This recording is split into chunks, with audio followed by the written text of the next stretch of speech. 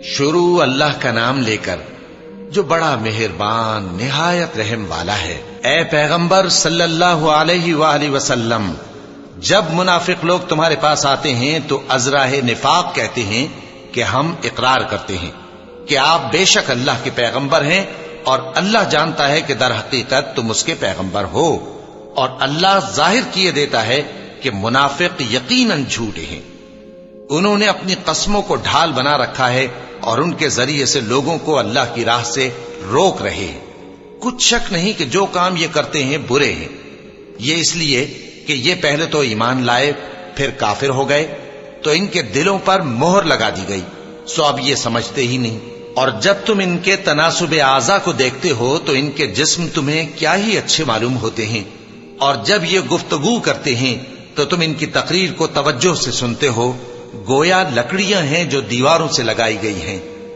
بزدل ایسے کہ ہر زور کی آواز کو سمجھیں کہ ان پر بلا آئی۔ یہ تمہارے دشمن ہی ہیں، سو ان سے محتاط رہنا، اللہ ان کو ہلاک کرے، یہ کہاں بہکے پھرتے ہیں۔ اور جب ان سے کہا جائے کہ آؤ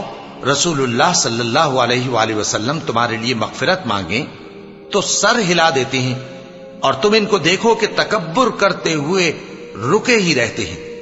تم ان کے لیے مغفرت مانگو یا نہ مانگو، ان کے آگے برابر ہے، اللہ ان کو ہرگز نہ بخشے گا، بے شک اللہ نافرمان لوگوں کو ہدایت نہیں دیا کرتا۔ یہی ہیں جو کہتے ہیں کہ جو لوگ رسول اللہ صلی اللہ علیہ وآلہ وسلم کے پاس ہیں ان پر کچھ خرچ نہ کرو یہاں تک کہ وہ خود بخود بھاگ جائیں، حالانکہ آسمانوں اور زمین کے خزانے اللہ ہی کے ہیں، لیکن منافق نہیں سمجھتے۔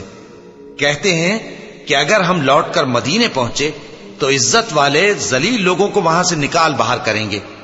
حالانکہ عزت اللہ کی ہے اور اس کے رسول صلی اللہ علیہ وآلہ وسلم کی اور مومنوں کی، لیکن منافق نہیں جانتے۔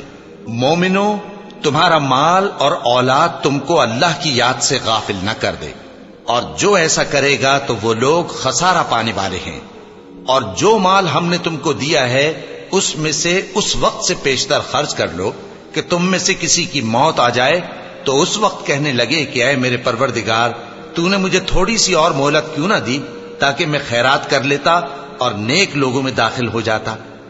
اور جب کسی کی موت آ جاتی ہے تو اللہ اس کو ہرگز مہلت نہیں دیتا، اور جو کچھ تم کرتے ہو اللہ اس سے خبردار ہے۔